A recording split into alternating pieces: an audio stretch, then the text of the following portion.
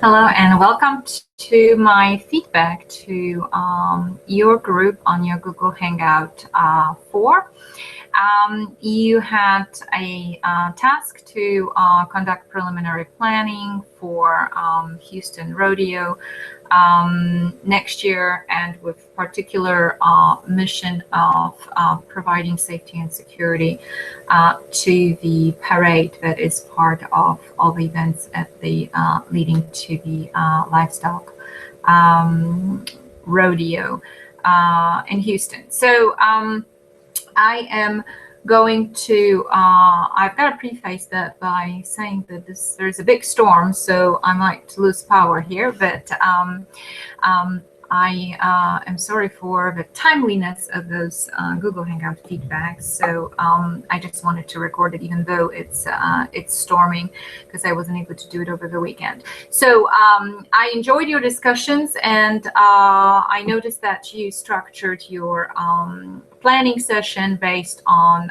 the resources that you had. So you had the incident commander, you had operations planning, finance, administration / logistics, and you took parts in a discussion about particular functions, those functions, in your planning process. But obviously, you would be a large working group or planning group for that event. And you started by addressing some general issues of environmental design, it being the urban environment and highly built up environment in the one of the largest cities in the country, with the metropolitan statistical area of nearly 6 million. The Harris County is fourth largest in the nation. So you addressed, I think, somewhere along your discussion that you would have, I think Glenn mentioned, the Harris County Office of Homeland Security and Emergency Management is going to be obviously activated for being monitoring that event prior to the event, during the event, and it will be the agency that's going to provide the management structures for it. And also, obviously, the Houston Emergency Center, HAC, because it is in the city of Houston and within the county. So both entities are going to be having part in that planning process. Obviously, the organizers of the event, of all the subsections of the event, with the trail rides and the walk and run, and ConocoPhillips, and the rodeo committee, and so those major participation actors as well.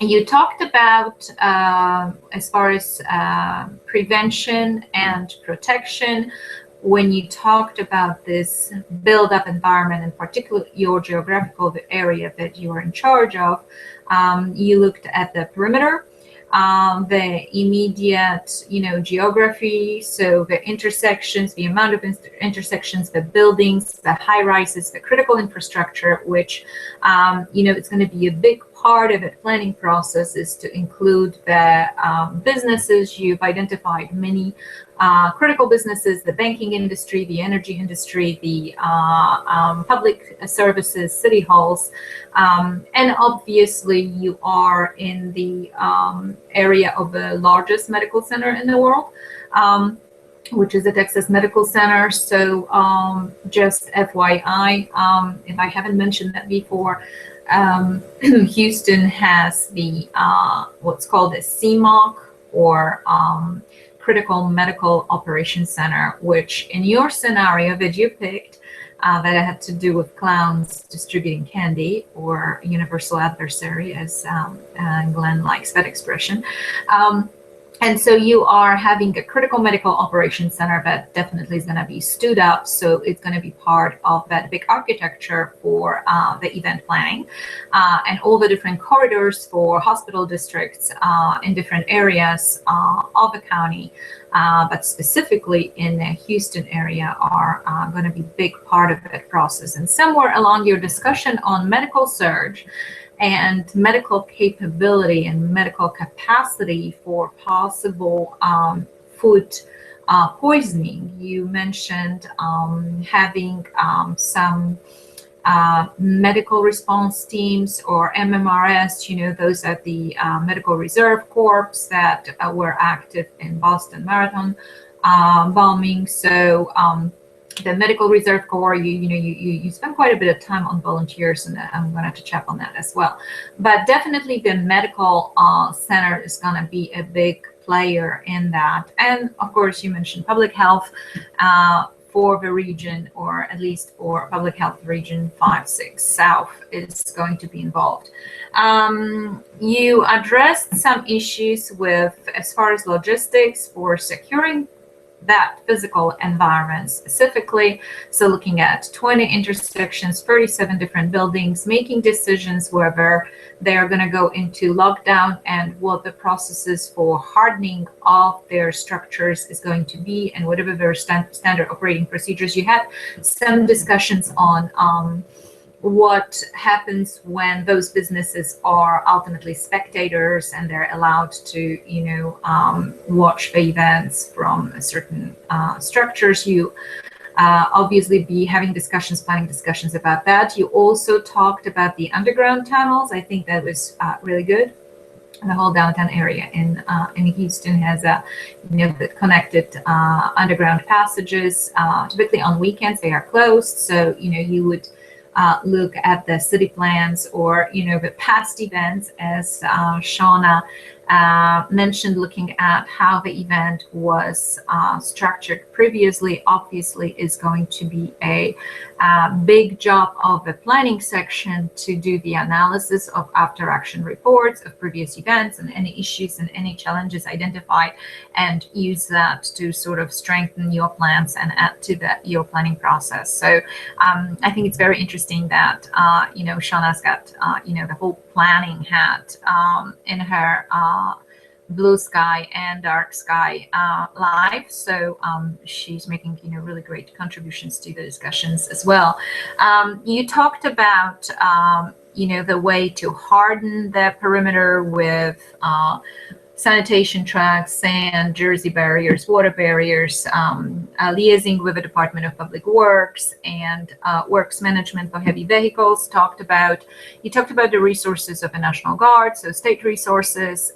You mentioned the Coast Guard, which we have a pretty decent presence of Coast Guard in Harris County, so that is the logical partner, in those events as well, and also as far as their air capabilities. And you had a very good discussion on air security and using air surveillance for both prevention mission area and response mission area. And it's really interesting how we are suddenly switching and talking about drones, and how we're gonna separate the commercial use from surveillance use and all those mechanisms, and having FAA and no-fly zones, really critical component now, the entire vertical air infrastructure. During the Super Bowl, obviously, if you remember, the Vice President, Michael Pence, was arriving to the Super Bowl. So there were increased security measures in place also for policing those temporary flight restrictions, and also the use of drones for surveillance. So that was, a nice assessment of, how you include those resources. So you've discussed medical aid posts and for regular first aid, and also you had some discussion on triaging. And I thought you did a really excellent job on addressing the issue of volunteers, and had a discussion of community emergency response teams, CERT, that have a lot of capabilities in a large Harris County area. They are active, they are trained. You included the training component and making sure that they were trained, or at least they were focusing on your particular concerns that you wanted to address, and helping you with, some possibly assistance with inclusion in triage evidence. They do preliminary damage assessments. That's a big part of CERT. And you were talking how you would need to have a long-term process to make sure that you had credentialing. And I think Christine talked about credentialing, and also the training standards and integrating them into the overall planning and potential response in the event. And also those medical reserve teams, I think that Shauna mentioned. American Red Cross was also mentioned. Obviously, if you have something that's gonna, American Red Cross would particularly come, they have disaster assistant teams, DA teams. They are deployed daily.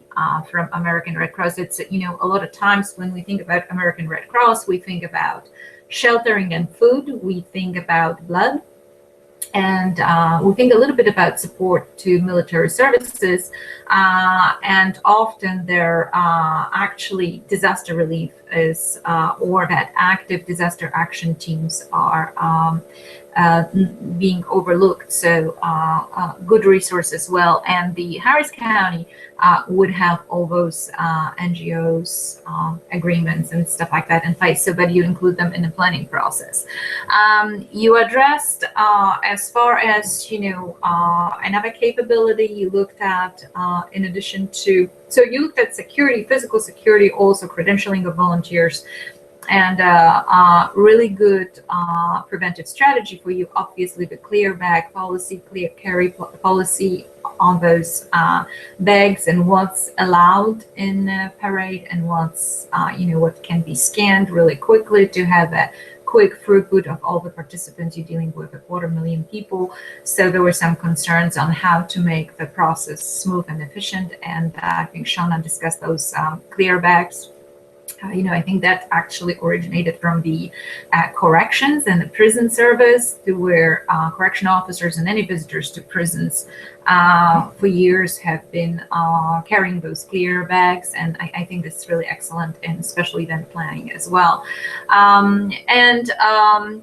You talked about, I thought what was really good, in Boston after the bombing, obviously a lot of businesses were commandeered for, ad hoc places for people, for triaging, or for actually setting up some operational elements.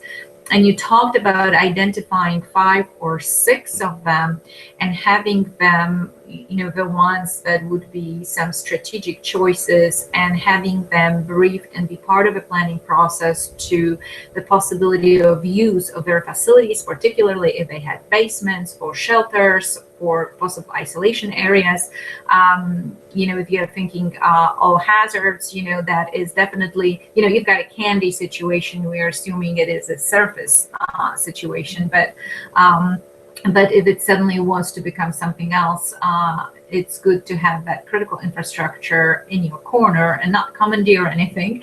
Obviously, you innovate and you adapt, and you've got to be flexible in emergency management, but we know that those kind of agreements can be worked out beforehand, so you don't have to commandeer anything. So you have businesses that actually give you the keys, and it happens a lot. I've been on several incidents where big places like Sam's Club or whatever would give you the key and say if you need it, you can go in and you can set up, or hotels would be on notice that they might have to empty their rooms and make priority for FEMA or emergency response. So really good discussion there on contingency plans with if there are outdoor threats and there needs to be some very quick sheltering, or some incident command post structure, field command, forward command posts need to be established, in secure locations. Those would be logical as well. You did talk about the addressing in your communication plan. There was a really good discussion on both some redundancy capabilities being built into your communication plan, both as far as ham radio operators. I think Shauna brought it up. This is a really big part of any emergency management, to have that robustness of systems, and particularly, with some traditional hard to beat systems that have long played a very big role in emergency management. And of course, the communication interoperability, but you also talked about emergency alert system, EAS, and how the system pings different areas and sends mass notifications using the electronic screens that are used for Amber Alerts, for notifications to the public. I'm not sure if you discussed the traffic plan specifically. You talked a little bit about parking garages or where people would park. I didn't see some considerations for traffic plan, but of course that would be part, hooking in with TransStar, which is the transportation hub, as well as Harris County Office of Homeland Security and Emergency Management, and having those cameras as well for traffic control, and thinking about the integration of a traffic plan pre, during, and post. And even if something was to transpire, you've got a lot of people that might not be able to go back to their cars, for whatever reason. So how are you going to deal with the transportation issues? With your communication, the one thing that I was missing from your discussion was the joint information system, which for this event is going to be huge. Now, you did address the communication plans. You talked about interoperability. You talked about the redundant systems, relying on less sophisticated technology in case you lose your, cyber capabilities. You talked about the emergency alert system and the reverse 911, I think Shauna mentioned, but you did not talk about joint information system for monitoring, and that would be part of the intelligence and information management. And I am mentioning that because definitely you're going to have that structure for PIOs, for media, for press releases, for dissemination to the public. And in your case, you have a plan to focus specifically on public awareness. If you see something, say something as far as suspicious candy or food distribution. So that is a room for really huge, smart risk communication campaign. And that is probably going to be ongoing during the event, not only pre-event, and that would be the entire marketing strategy for any public security announcements about that, any bulletins, any tracking of that intelligence as you're getting closer to your event, but also monitoring and I'm going to speak to my experience at TransStar, or Harris County on Homeland Security and Emergency Management. I was there for the Super Bowl 51, which I think I mentioned to you, and I was in charge on doing the monitoring of social media. So what that consisted of is we would be looking at several different things. Obviously at the tweets that had specific hashtags. So you look at your environment and what is specifically happening at that time. At that time we had the no refugee ban and some other hashtags. And so we were watching those groups and what they were posting in Houston specifically very closely to see if there were any formations of any particular group. So if you are looking at public unrest and stuff in the situation of your scenario that you have, you probably monitor social media for for any indication of suspicious food, candy vendors, any food vendors. You talked about the robust campaign to the float operators about, the risk communications to them and what they were allowed or not allowed to distribute, if anything, from the floats. And, hopefully we know that I have a Mardi Gras, with a scare of candy and all that. So, so some of that, the joint information system where all the PIOs for all those different agencies involved would go and work together and issue press releases, prior to the event, during the event, do the social media monitoring. With the Super Bowl, there was the big opening of, I don't recall what it is, but it was this large 10,000 people venue that was brand new, that was opening just for the Super Bowl. So that Club Nomadic. And so we're watching, all the issues that pertain to permits there and security at that club, and, all different concerts that were happening there. There were a lot of different pre-events that, were sort of connected to the major event, very much like what you have here, where you have the run and the walk and the trail rides, and obviously you have unified command, and obviously you have different operational periods for all those different events, and at some point, some of those are overlapping. So social media, public information, you do not have a public information officer, so but really critical. You mentioned that linguistic needs for your risk communications and public awareness. Obviously, I'm glad that you brought it up. So, the issue of volunteers, the issue of linguistic diversity, those are all those lessons learned and identified, in critical incidents. Obviously, that's a big part of special event planning as well.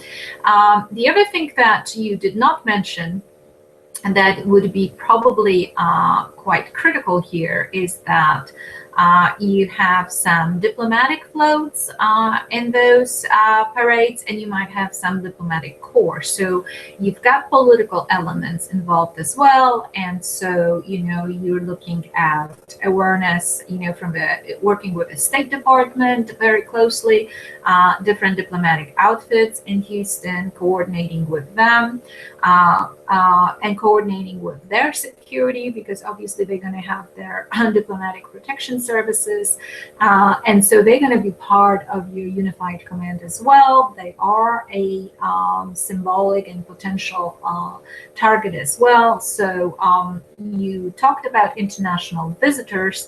I think that whole diplomatic part, and also any political figures. I mentioned that Michael Pence came to the Super Bowl, but you might have, dignitaries and high-profile people that are attending that event. So you're going to coordinate very closely with Secret Service or any other federal resources, or any other resources that are working on those elements, as well as a private sector, as you mentioned.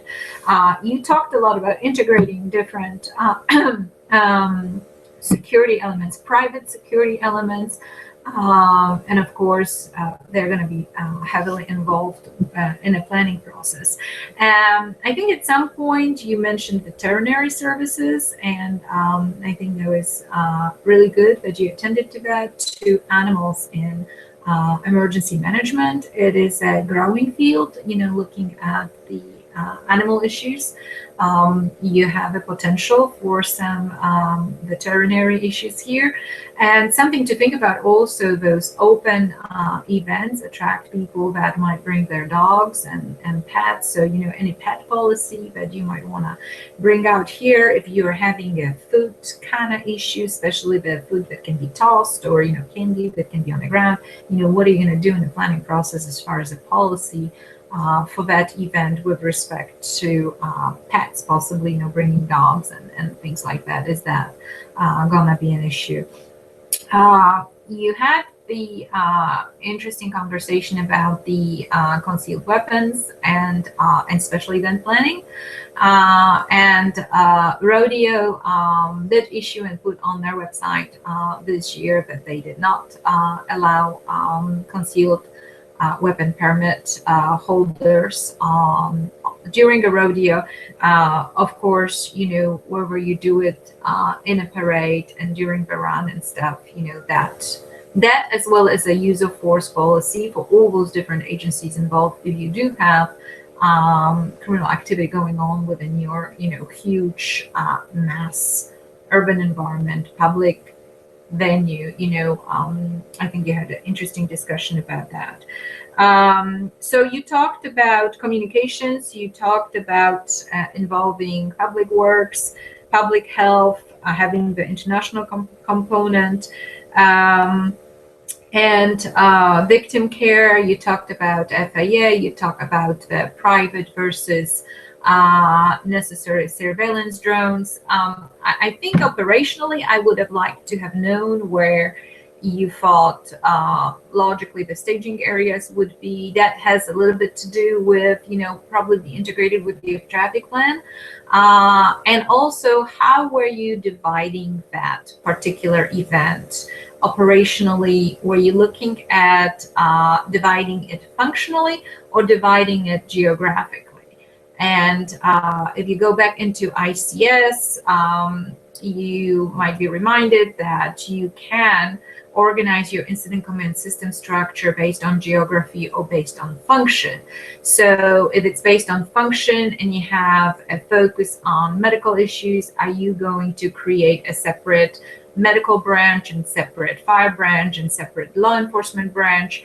Or are you going to divide that event geographically? You're going to have sector A, B, C, D, or whatever, that part, and then you're going to have different groups that are more multi across the agency. So at the team level, more of the task forces, then separate functional working groups based on law enforcement versus medical versus public health.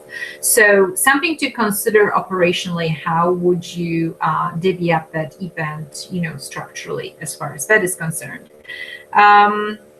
You had some of the discussion, I don't know if there was a discussion, you had a discussion that no food or drinks are allowed to be brought into the event, I believe.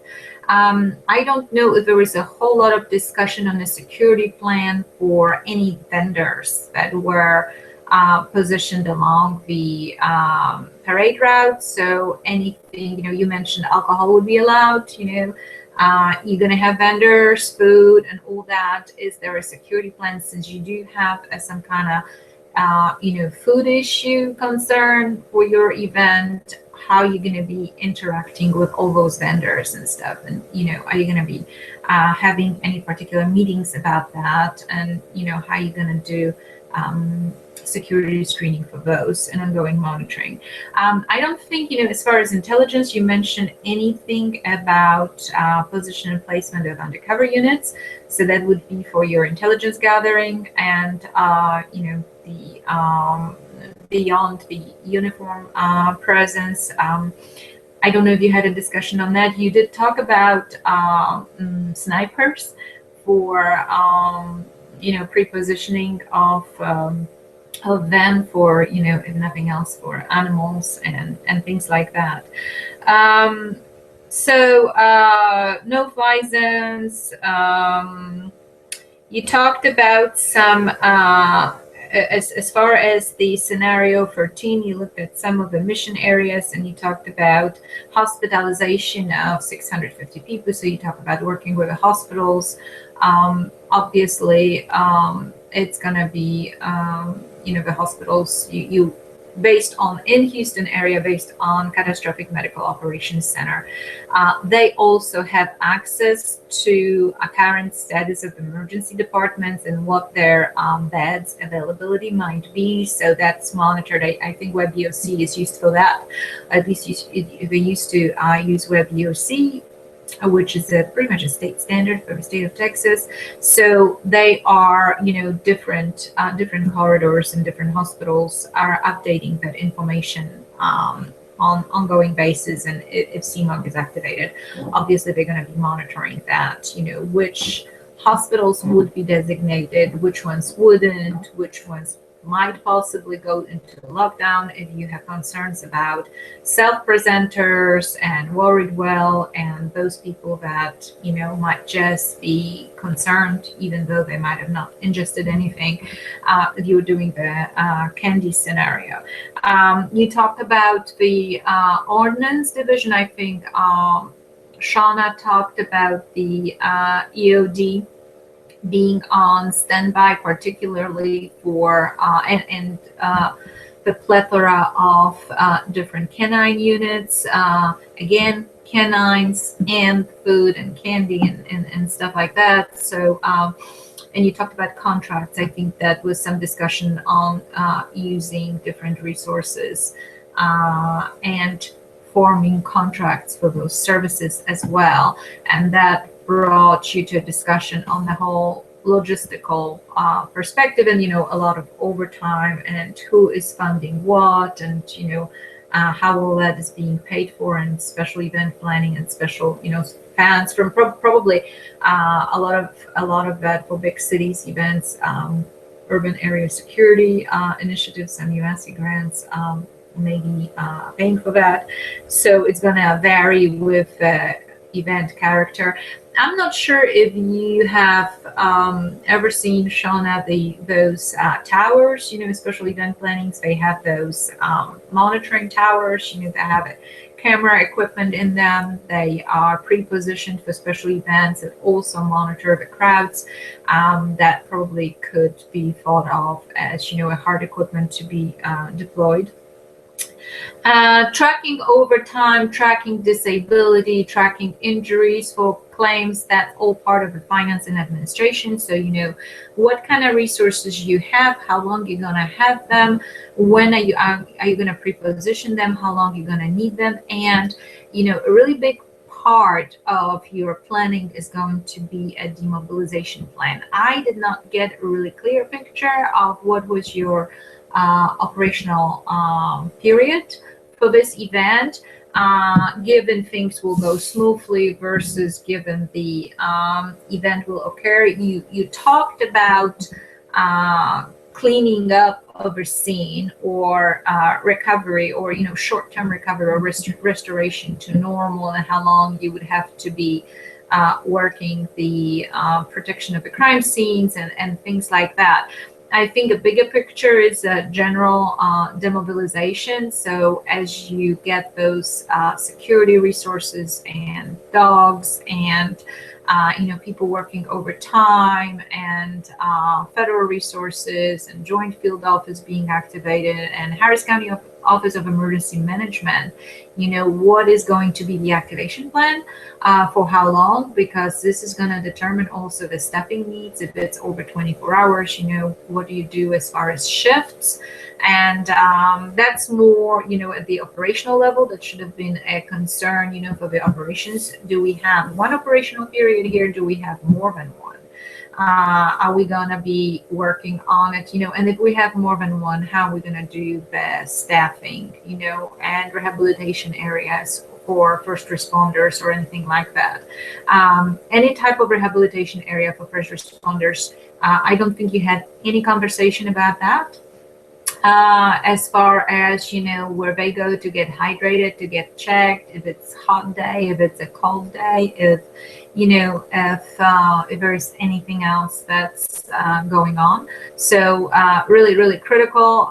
In your event, you didn't really have a need for any personal protective equipment. You're dealing with stuff that is getting ingested and voluntarily, to say the least. So a lot of your concerns about this particular threat could be mitigated all along the planning process, because if you have a very successful campaign for that particular threat, you can pretty much, with a good awareness campaign, mitigate a lot of it. Now, obviously, those threats tend to be, like a snake under the carpet. So, if you put all your public announcements and risk communications and stuff in the area of contaminated candy, the next thing you see is, contaminated water or, something else. So always planning all hazards, and obviously you were focusing on a worst case scenario with that specific component. But again, I think the good argument to be made here is, there are things you won't be able to prevent, but with that specific threat, you can do a lot of public education and monitoring and screening prior to the event. So particularly as far as your float operators, your vendors for any food and any venues like that, for what people bring with them, for what they carry with them, where they leave that stuff. Again, mitigation is really important here. And as far as some other issues, public works and all that, I don't think any plan for that event. I don't think anybody was mentioning any porta patties and things like that. I would like to know that I have access to those, especially if there's some food issues.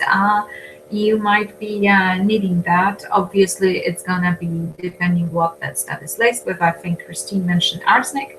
Well, pick your poison. You have the poison control agencies and stuff like that on standby, and doing a lot of monitoring and a lot of screening. So a lot of probably surveillance from the Department of Public Health is going to be prior, before setting, for that entire event. So setting of all the booths together with your other physical security. Licorice candy. Who came up with licorice candy? Now that wouldn't be the most attractive candy for people to go for, especially kids, and everything like that, like licorice candy, Glenn, I think. Generally, you addressed most of the issues. Some of the things that I would be interested in attending to more is media. We cannot live with them and we cannot live without them. And in an event like that, public communications and information to the public is going to be critical, and media is going to be a great partner in that. So, all the Telemundos and all the different outlets and stuff, and all the PIOs probably are going to have briefings and are going to be part of the joint information system. So some discussions on that. Social media monitoring, really critical in special event planning. Looking at a little bit more on how those operations are going to be structured. You're going to have what's called the incident complex structure, to where you might have a lot of different incident command posts for different events, and then they sort of work within the area command. So you would have the general area command for all those different events, and definitely, some level of communication with the state EOC, definitely the county and the city working very closely. Possibly if you're dealing with international, I don't think you mentioned anything about some awareness at the airports, and maybe arriving passengers, manifest list, visitors, anything like that, as far as, if you see something, say something, also with your airport. And the demobilization process. So demobilization, not as much in a sense of how fast you're going to clean up, but what are going to be the release priorities of, who you're going to let go. First, if everything goes well, how does that event devolve? And of course, how you're going to do with looking at possibly after action reports and planning for, after the event, and doing the assessments and hot washes and things like that, and entering in the next planning cycle for future events. So good discussion. Nobody mentioned any ICS forms. I think you had a little bit of the questions of that before the event. How do you use ICS forms in that type of event? Do you use them? Definitely you would have incident action plans. So incident action planning would be big. And I think Shona maybe mentioned something about having incident action plans for all kinds of different events, but incident action plan for different operational periods, status reports, different agencies could be involved at different time periods. So who would be involved when would be some of the considerations. So that's all I've got for you. Thank you for playing and working through those. I hope some of those concepts sort of fall into place and you had a really nice conversation. And then, you also have the issues of leadership and decision making when somebody is from Louisiana. But I'm not going to go into that because Christina already covered that. So I will see you on the next one. And thank you for watching and good job, team.